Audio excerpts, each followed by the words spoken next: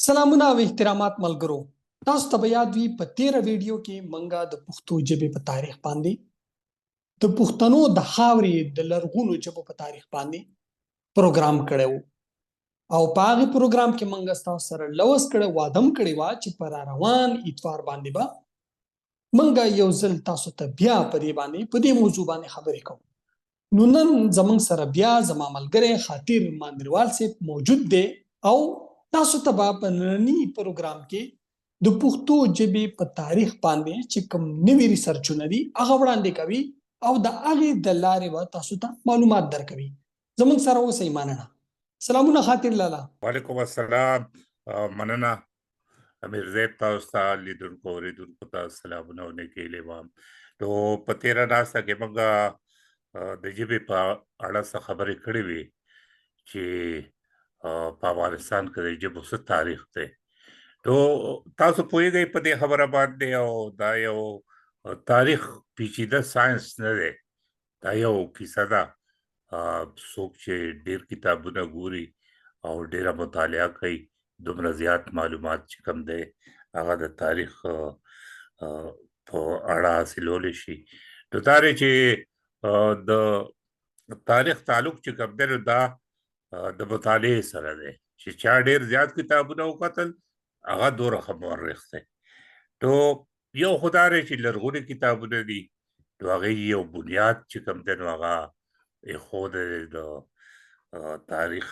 او بیا چې کوم دی نو د هغې نه زیاته مهم کتابونه هغه دي چې هغه یعنې وروستی څېړنې شوي دي او اوس چاپ شوي دي. نو تاریخ یو مسلسل عمل دی، په دې چې کوم دی نو نن یو قسم معلومات دي، سبا بل قسم معلومات دي. نو دغسې چې کوم دی نو دا ریسرچ روان دي او د هغې په رڼا کې د هغې په نتیجه کې نوي نوي معلومات منځته راځي. نو په تېره ناسته کې موږ دا خبره کړې وه چې په افغانستان کې ډېرې ژبې ویلې شوي دي، یو ژبه نه ده ویلې شوې، ځکه چې افغانستان کې مرکزي واکمني نه ده پاتې شوې. مغرب ته یو واکمني وه، شمال ته بله وه، بیا چې کوم دی نو مشرق ته بله وه، جدا جدا سیمې وې، جدا جدا حکمرانۍ وې، واکمنۍ وې. نو په جدا جدا سیمو کې به جدا جدا ژبې ویل کېدې. خو لرغونې ژبې چې کومې ویلې شوي دي په افغانستان کې، نو هغه دوه ژبې دي. هغه یو چې کوم دی نو اویستا ژبه ده او بله سانسکرت ژبه ده. اوس دا کتابونه چې کوم دی نو تاسو هم لوستي دي، او دا موږ چې کوم دی نو په کتابونو کې دا خبره لیدلې ده چې د افغانستان تشکیل چې کوم دی نو دا د حضرت عیسی علیه السلام د زیږون نه 1000 کاله پخوا، یعنې 1000 قبل مسیح کې چې کوم دی نو د افغانستان د وجود تشکیل شوی دی. ځکه چې مورخین وایي چې دغه ځای چې کوم دی نو کوم ساکان چې په مرکزي ایشیا کې آباد وو، هغوی دغه ځای یرغل وکړه په افغانستان باندې او دې علاقې ته راغله، دا علاقه یې ونیوله، په دې علاقه کې آباد شو. او چې هغوی دغه ځای آباد شو نو دغه ځای دوه ډلې په وجود کې راغلې په افغانستان کې دننه، په ساکانو کې دننه دوه ډلې په وجود کې راغلې او دوه ژبې چې کوم دی نو رامنځته شوې، یو اویستا ژبه او یو سانسکرت ژبه. اوس دا خبره خو چې کوم دی موږ ته ډېرو مورخینو کړې ده. رشین چې کوم هسټورین دی ګنګویسکي، هغه چې کوم دی نو دا خبره کړې چې هغه وایي چې زما او د ډېرو مورخینو دا خیال دی چې دغه دواړه ژبې او دغه دواړه مذهبونه دا په افغانستان کې دننه پیدا شوي دي. بیا وروستو افغان چې کوم هسټورین دی هغوی هم په دې باندې بیا تبصرې کړي دي، لیکنې کړي دي چې دا دواړه چې ژبې اویستا ژبه، سانسکرت ژبه، دا دواړه په افغانستان کې پیدا شوي دي. ورسره دغه مذهبي خیالات هم په افغانستان کې دننه پیدا شوي دي، زرتشتي خیالات او ویدک چې کوم خیالات دا دواړه په افغانستان کې دننه پیدا شوي دي. او بي بي صاحب دا خبره کړې چې ویدک اولنی سرودونه دا په افغانستان کې دننه ویلي شوي دي. نو دې خبرې خو تصدیق ډېرو مورخینو کړی دی، لکه یو نه دي دوه نه دي، ډېر مورخین دي. او تر اوسه پورې دا اوس چې کوم لیټسټ ریسرچ دی جونا لینډرنګ کړی دی، نو هغه هم دې نتیجې ته رسېدلی چې دا دواړه ژبې په افغانستان کې دننه پیدا شوي دي، ویدک ژبه او اوستا ژبه. خو هغه بله یو خبره ورسره دا تړلې ده چې دوه ژبې چې کوم دی نو په افغانستان کې دننه پیدا شوي دي، او درېیمه ژبه دې ساکانو په مرکزي ایشیا کې پیدا کړې ده. د هغې تفصیل خو هغه نه دی ښولی چې په مرکزي ایشیا کې کومه ژبه پیدا شوې ده، خو دا تفصیل هغه چې کوم دی نو ښه برابر ورکړی چې ویستا ژبه او سانسکرت ژبه دا دواړه په افغانستان کې دننه پیدا شوي دي، او هغه وایي چې په دې دواړو ژبو کې مشره ژبه چې کوم دی نو دا اوستا ژبه ده، او سانسکرت د دې نه کشره ژبه ده. بل دا دی چې دا لرغونې ژبې چې کوم دی نو د دې خو ریکارډ هم موجود دی، سانسکرت ژبې ریکارډ موجود دی، هغه خو بیا ډېر لوی تهذیب جوړ شو د هغې نه، د هغې د ژبې نه، د هغې د خیالاتو نه په ټول هندوستان کې، او بیا تر کومې پورې دغه خیالات چې کوم دی نو خواره شو، دغه ژبه هغه خو چې کوم دی نو د هغې نه یو ډېر لوی تهذیب جوړ شو. بیا اوستا چې کوم دی نو په افغانستان کې دننه او خواوشا مرکزي ایشیا یعنې شمال طرف ته او مغرب طرف ته چې کوم دی نو دغه خیالات خواره شو په ایران کې د مغربي ایشیا پورې، او دغه چې کوم دی نو ځان ته یو بل تهذیب پیدا کړو. د دې دواړو چې کوم دی نو ټاټوبې د افغانستان پاتې شوی دی، لکه زرتشتي مذهب چې کوم زرتشتیزم د پخوا د زورسټینیزم موجود و، خو دغه خیالاتو ته یو منظم شکل ورکولو، هغه بیا په وروستو زمانه کې شوی دی. نو دغه دواړه ژبې چې کوم دی نو دغه د دې ټاټوبې او د دې د پیدایش کور د افغانستان پاتې شوی دی. بیا په وروستو زمانه کې په افغانستان کې ډېرې ژبې ویلې شوي دي، لکه دا موږ چې کوم کتابونه ګورو افغان مورخینو لیکلي دي، یا چې کوم دی نو ویسټرن هسټورین لیکلي دي، په هغې کې ډېرې ژبې مخې ته راځي چې دا په افغانستان کې ویلې شوي. لکه د افغانستان مغربي علاقه کې هرات چې ورته موږ وایو، په دغه سیمه کې دغه ځای چې کوم دی نو پهلوي ژبه ویلې شوې ده، ځکه چې هلته هغه خلک واکمنو یو زمانه کې، د هغوی په واکمنۍ کې چې کوم دی نو دغه ژبه رایج وه، پهلوي ژبه. بیا دغه چې کوم دی په مشرق کې د افغانستان په مشرق کې ګنداره کې پراکرت ژبه چې کوم دی نو ویلې شوې ده، او که موږ فکر وکړو نو دغه ځای په شهبازګړه کې چې کوم د اشوکا د زمانې کومې لیکنې شوي دي په ډبرو باندې، نو هغه په پراکرت ژبه کې شوي دي. نو د دې مطلب دا دی چې په دغه زمانه کې دغه ځای دا ژبه موجود وه، دغه خلکو دا ژبه وې، دغه خلک په دې ژبه باندې پوهېده. نو که مغرب کې چې کوم دی نو پهلوي ژبه موجود وه، نو مشرق کې چې کوم دی نو بیا د اباسین غاړو ته دا ژبه پراکرت، خو دا هغه پراکرت نه و چې کوم هندوستان کې رایج و. د دې په لهجه کې او د هندوستان د پراکرت په لهجه کې فرق و، یعنې څنګه چې موږ زموږ پښتو په لهجو کې فرق دی، دغسې یو فرق په پراکرت کې هم موجود، خو په بنیادي توګه دا پراکرت ژبه. اوس دا موږ ته مختصر ووایي چې دغه پراکرت ژبه تاسو چې کومه یاده کړه،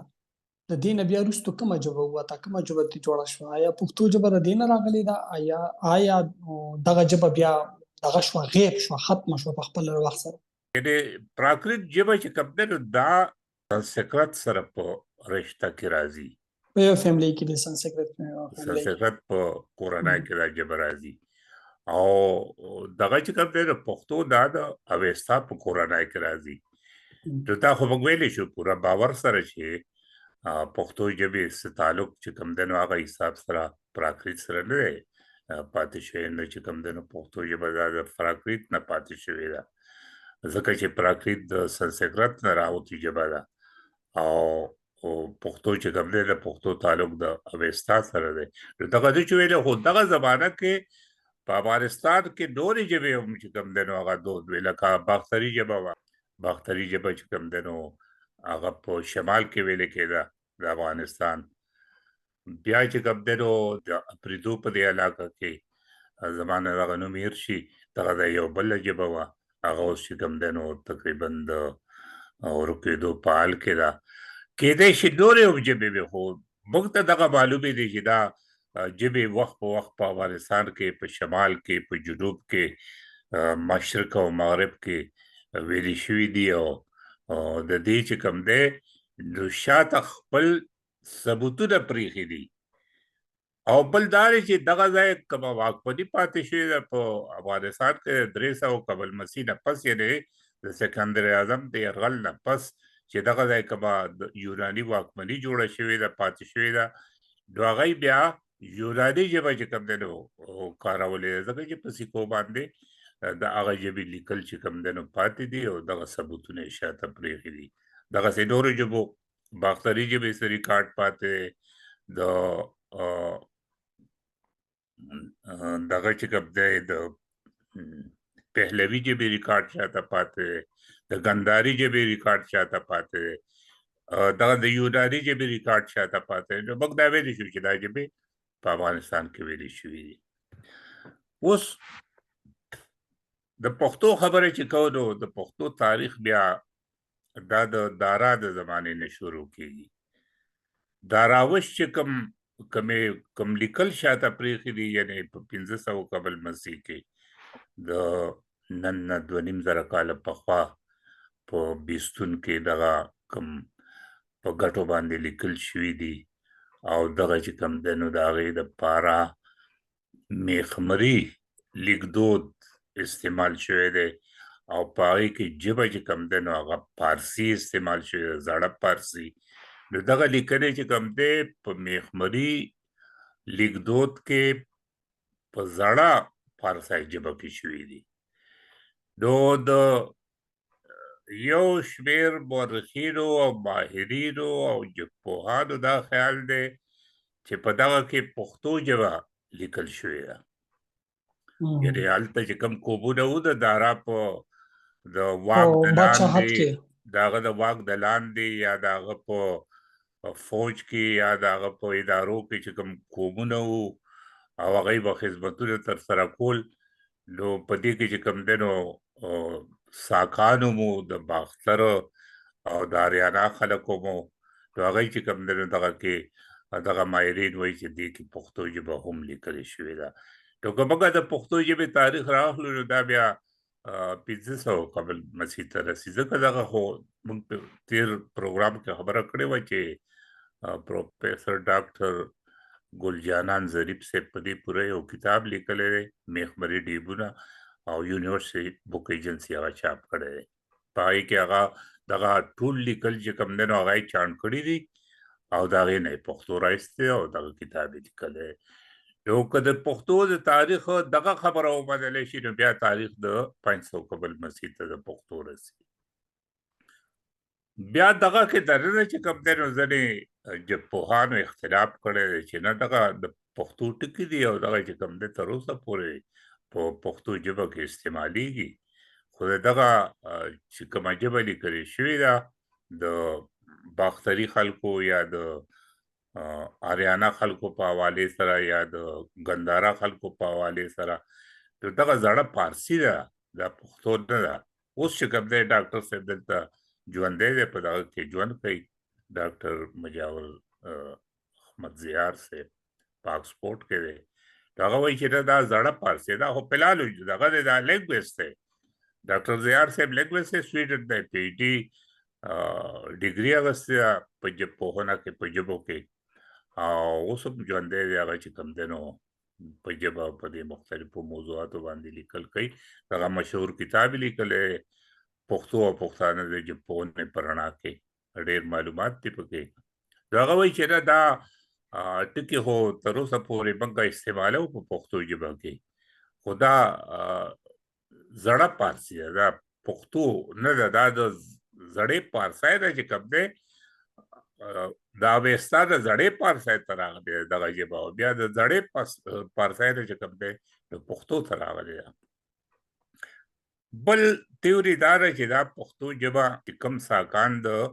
سکندر اعظم د یرغل نه پس راله د شمال مشرق نه، هغه یرغل وکړ په باختر باندې او دې سیمو ته د افغانستان سیمو ته رادننه شو. نو په هغه زمانه کې دې خلکو ځان سره دا ژبه راوړې ده. نو یعنې دې کې دا دی چې اوس د پښتو ژبې خو موږ تېر پروګرام کې هم ویلي چې څه ریکارډ په لاس نه راځي، نو دغه ویل چې کوم دی نو د نورو ټولو ژبو ریکارډ موجود دی. یعنې څه داسې ثبوتونه یې شاته پرېږدي، کا پهلوي ژبه ده، کا باختري ژبه ده، کا ګنداري ژبه ده، او که نورې ژبې دي اوستا ریکارډ شته، د سانسکرت ژبې ریکارډ پاتې دی، ثبوتونه یې موجود دي. د کومه یوناني ژبه چې ویلې شوې ده په افغانستان کې د هغې ریکارډ موجود دی، خو د پښتو ژبې چې کوم دی نو داسې څه ثبوت په لاس نه راځي، خو مضبوطه او طاقتوره ژبه ده. او د دې تاریخ چې کوم دی نو که دا وبللی شي چې را پټه خزانه یو لاسوند دی، یو تاریخي دستاویز دی، نو بیا د پښتو تاریخ چې کوم دی نو هغه د دغه نه شروع کېږي، دغه یې چې کوم دی نو ثبوت دی موږ سره. او بیا ځینې موضوع زمونږ بدین ده، خو د پټه خزانې خبره مه کړه. د پټې خزانې زیاتره مخالفت چې کیږي د پاکستان دا اړخه کیږي. تاسو ته به دا معلومه وي، پاکستاني لاړ شي ګوګل ته، زمونږ خلک اکثر ګوګل ته لاړ شي نو پای کې ګوره چې پټه خزانه، نو چې د پټې خزانې د کتاب دا کوم کتاب چې د دې په حواله باندې د دې په مخالفت کې چې څومره هم ارټیکل لیکل شوي دي، نو د پنډۍ نه لیکل شوي دي، اسلام آباد نه لیکل شوي دي. ولې لیکل شوي دي دا غځای نه؟ ځکه چې د هغې ژبه اردو ده که نه، هغې پښتنو ته ورکوي په نندور کې چې ستاسو ژبه قومي ژبه اردو ده، حالانکې اردو د یو قوم ژبه نه ده، بلکې دا د هندوستان د لکنو او د اتر پردیش د یو پی د خلکو د هغې ځای د مسلمانانو د کمیونیکیشن یو ژبه وه چې هغې خپله کړې وه، د سنسکرت نه راوتې وه، د عربۍ نه، د فارسۍ نه، د مغولو په دور کې، او هغې خپله کړه. بیا چې کله هغې خلکو د اتر پردیش نه، د بهار نه، د یو ځای نه بل ځای نه، لکنو نه د هندوستان د تقسیم په وخت باندې پاکستان ته هجرت وکړو، نو هغې ځان سره هغه ژبه راوړه. نو بیا د پاکستان سره، د پاکستان د خلکو سره، د لیډرشپ سره، د دای وخت اسټابلیشمنټ سره بله لار نه وه بې د اردو نه، چې اردو ژبه قومي ژبه وګرځوي. ځکه چې د پاکستان چې کوم فوجي لیډرشپ و، کوم فوجي لیډرشپ و، که هغه سیاسي لیډرشپ و، هغه ټول د اکثریت د هندوستان نه رامنتقل شوی خلک وو. د ټولو د پیدایش ځای، د سکونت ځای، او د پلار او د نیکه چې کوم سرنوشت و نو هغه هندوستان و. نو د هغې خلکو دپاره بیا دا ضروري وه چې هغې بیا دغه ژبه د ځان سره راوړی وي، او دلته کې بیا په نورو خلکو، په نورو قومونو، په نورو نسلونو باندې تپلی وي. نو ځکه په پاکستان کې د پټې خزانې مخالفت په دې باندې کېږي، او زیاتره ارټیکل یې په دې لیکل شوي لاړ شي په اردو چې پټه خزانه ډرامه دروغ داسې چې دی هغه خپل ګوډاګۍ رامخکې کړي په ټي وي کې نه، او هغه بیا پښتون یې هر څه چې هغه ته دا نیریټیو ورکړي چې ته د پټې خزانې په خلاف خبرې وکړه، ته د ډیورنډ لاین په حق کې خبره وکړه، ته دا ووایه چې افغانستان من خرڅ کړي وي، ته دا ټول شی ورته چې دی په ټیبل باندې کېږي. ولې ورته کېږي؟ ځکه چې دوی غواړي چې پښتانه د اصل حقیقت نه لرې وساتي، او پښتنو ته دا ووایي چې ستاسو قومي ژبه اردو ده، حالانکې اردو قومي ژبه نه ده، دا د رابطې ژبه ده، د کمیونیکیشن ژبه ده، دا د پاکستان اپیشل ژبه دې ته ویلی شي، مواصلاتي ژبه ورته ویلی شي، د قوم ژبه ورته نه شي ویلی. دلته کې مختلف قومونه دي، مختلف رنګونه دي، مختلف نسلونه دي، او د هر نسل او د هر قوم بیله بیله ژبه ده، او د هغې ژبې د لارې هغه خلک پیژني. پښتانه که څوک پیژني نو په پښتو ژبه پیژني. نو پټه خزانه چې دی دا یو عظیم دستاویزات دی، دا یو ژوندی دستاویزات دی چې په کوم کې چې د پښتو ژبې تاریخ خوندي دی. تاسو وګورئ خپله که نه پټه خزانه، یعنې دلته خو آنلاین د هغې یو کاپي موجود ده او خلک یې ګوري. ما خپله چې کوم دی نو د شروع نه تر اخره پورې کتلې نه دي. یو خو عالمانه رایې ورکولي، نو هغه چې څوک ډېر چې کوم دی نو په ژبو او په دې ادبیاتو باندې پوهېږي نو هغوی پې یو رایې ورکولی شي. خو ما چې څومره کتلی دی او دغه دی نو زما خیال نه دی چېرې داسې یو په مصنوعي طریقه څوک داسې یو تخلیق وکړي او داسې شاعري څوک ولیکي هغه لکه بهرحال دغه چې کوم دی نو څه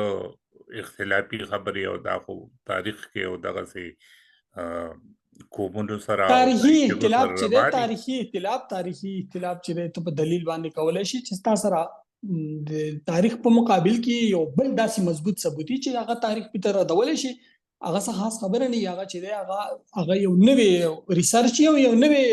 مخې ته اضافه د خلکو په علم کې کېږي چې یاره دا پخوانی ریسرچ و شاید دا داسې دغه نه وي